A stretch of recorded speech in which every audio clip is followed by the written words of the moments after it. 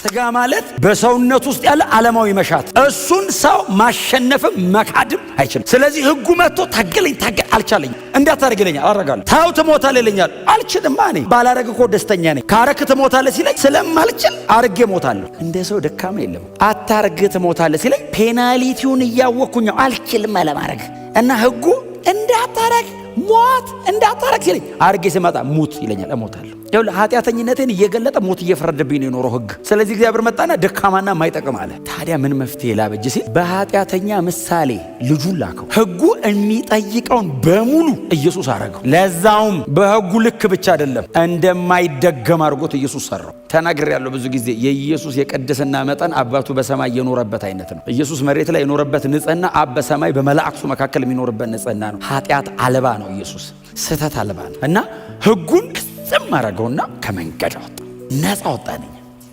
እስቲ አሜን በሉ።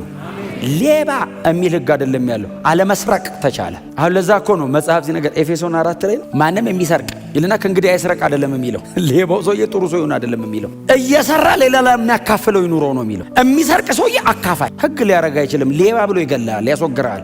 ወንጌልስ ተራፊ ያረጋል። ይሄ ሌባው አይደል እንዴ ሰጪው? ወንጌል ነው ገልብጦት። እስቲ አሜን በሉ።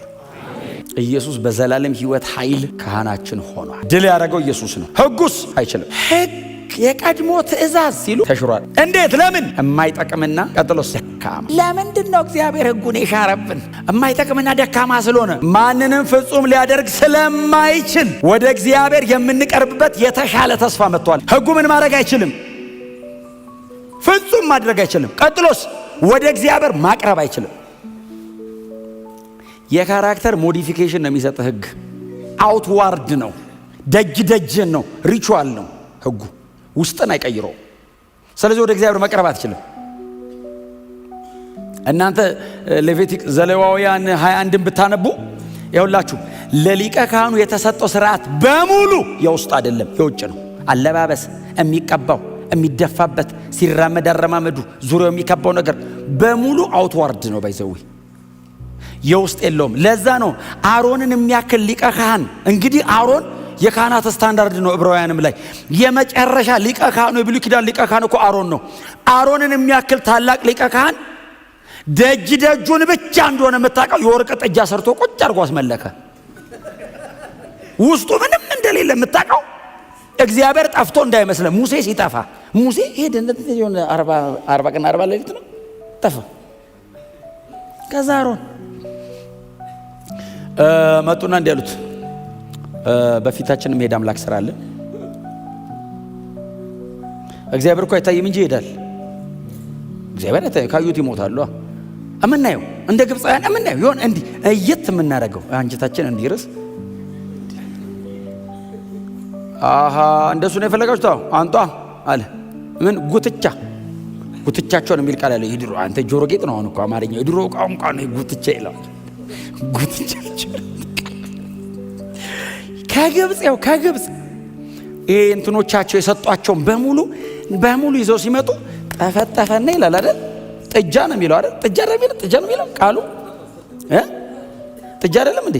እንዳልሳሳት ጥጃ ሰርቶ ከዛስ አሮን ነው የሚለው ቃሉ ቆሞ በፊት የሚሄድ አምላክ ይህ ነው አለ ይላል። የእግዚአብሔር ሊቀ ካህን፣ እግዚአብሔር የመረጠው ሊቀ ካህን ዘሌዋውያንን ሙሴ ተቀብሎ፣ የሙሴ አይደለም ዘሌዋውያን የአሮን ነው። የሊቀ ካህኑና የካህናቱ ፋሚሊ ነው ዘሌዋውያን።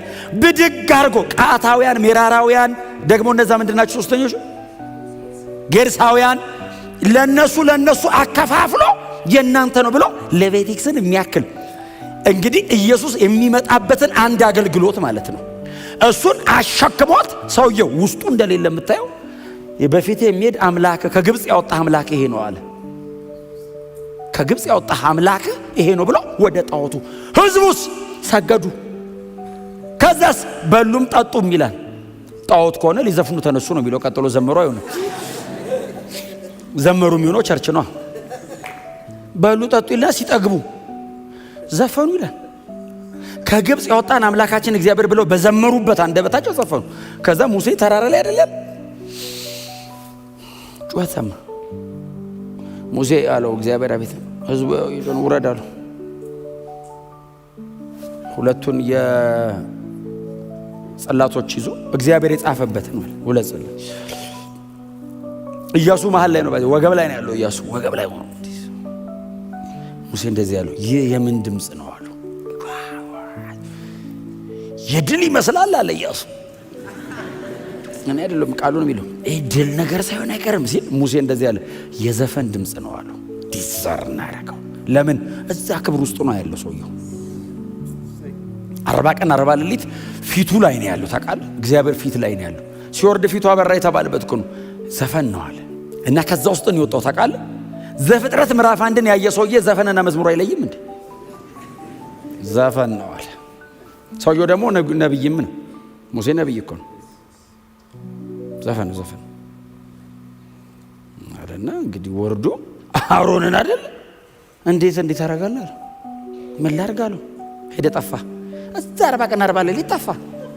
ብናይ ደመና ነው እንዳለ ተራራውን የሸፈነው። እና ምን እናርግ? ውስጥ ጎናቸው ያሉን ሰው አዲስ ኪዳን ከውስጥ ወደ ውጭ ነው በሉት። ብሉይ ኪዳን ደጅ ነው። ለምንድን ነው እኛ እንደዚህ ስክር ምንለው? ደጅ አይደለም ያለው፣ ደጅ ውስጥ ነው ያለው። ኒው ቴስታመንት እኮ ይሄ ነው። አዲስ ኪዳን እኮ ይሄ ነው፣ ውስጥ ነው። አየህ መነካተ አለባበስ ላይ አይደለም ያለው፣ መነካተ ልብ ውስጥ ነው ያለው። ብሉይ ኪዳን አለባበስ ነው ባይዘው። አሮን እንደተባለው ሳይለብስ ቢመጣ ይሞታል። የሽቶ ቅመማዋን እግዚአብሔር ነው የተናገረው። በዚህ እንትኑን እንትን አድርገው ያለው ሽታ ቢያዛንፍ ይሞታል።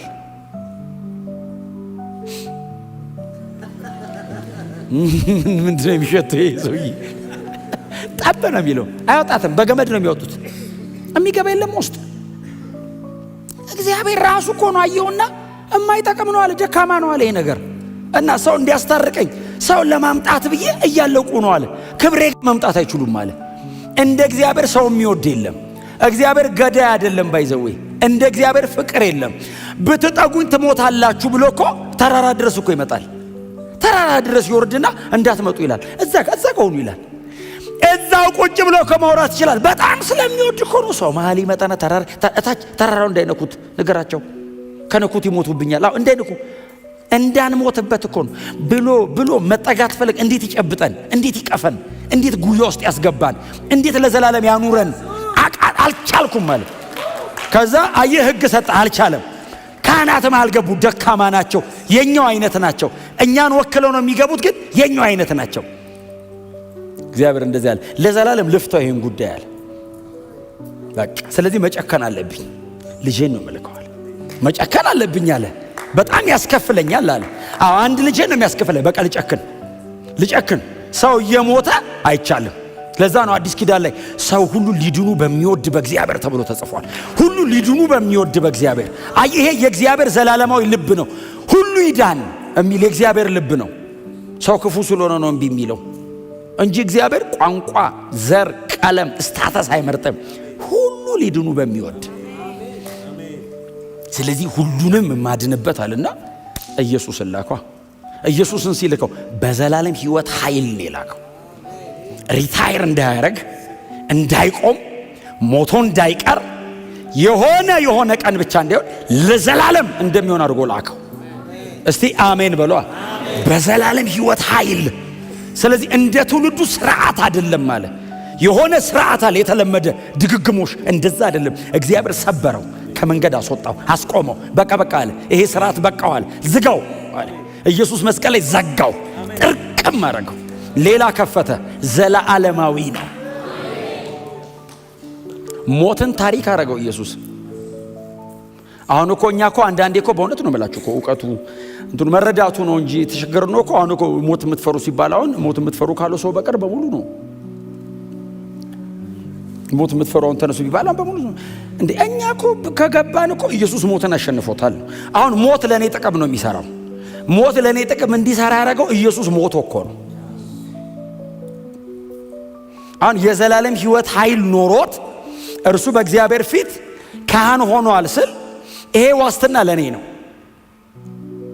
በዘላለም ሕይወት ኃይል ካህን ነው። ክህነት ሲጀመር እኔን ወክሎ ነው ለእግዚአብሔር የቀረበው።